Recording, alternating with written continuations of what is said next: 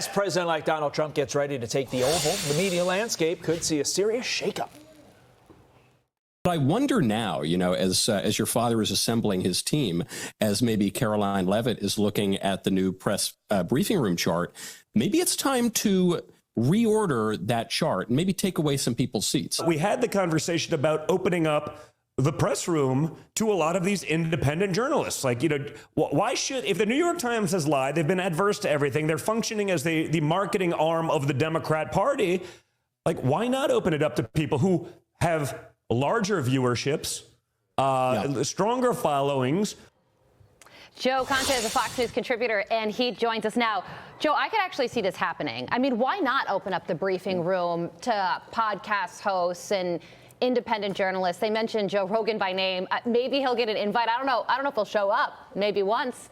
But why not add 10 chairs into the briefing room and get more people in there?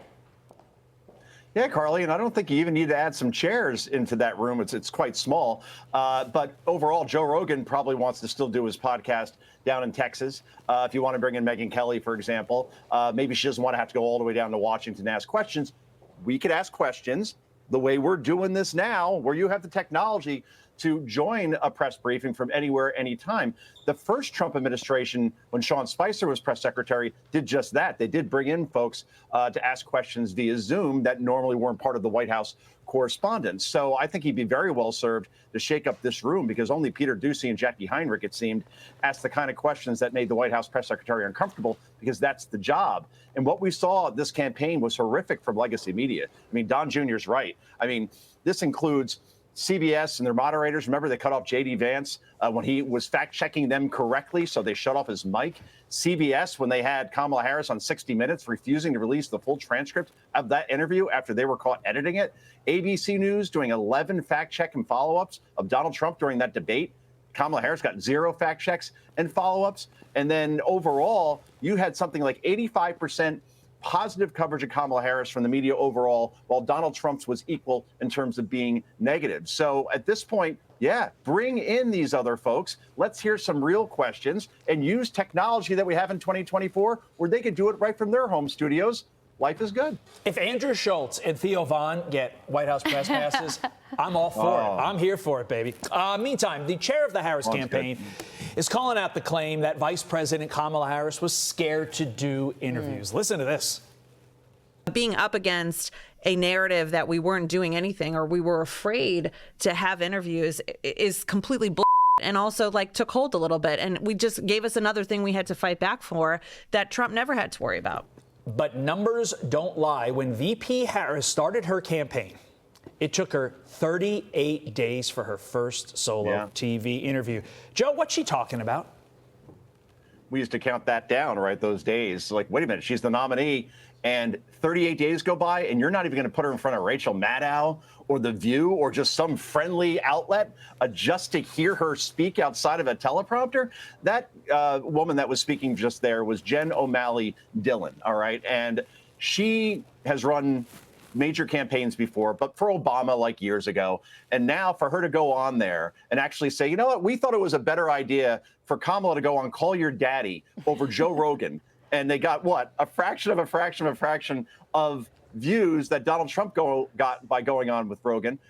First 5 weeks of the campaign, we don't hear from her at all. She was the least accessible candidate we have seen on a presidential level in our history, and that includes Joe Biden in 2020. So to hear this campaign complain about the media now just shows you that they're amateurs running this campaign, the same ones that blew through $1 billion in a matter of weeks and even left the campaign in debt. That's really hard to do. Jen O'Malley or David Plouffe or Steph Cutter shouldn't work a major campaign again, but they probably will, because that's why they're out there defending themselves as if they were the victims. Yeah, no, you weren't. And you mentioned Stephanie Cutter. She said on the Pod Saves America podcast that the questions Harris got were not informing the voter. So it was now she's attacking it's not the question that's supposed to inform the voter, it's the candidate. So there's also that.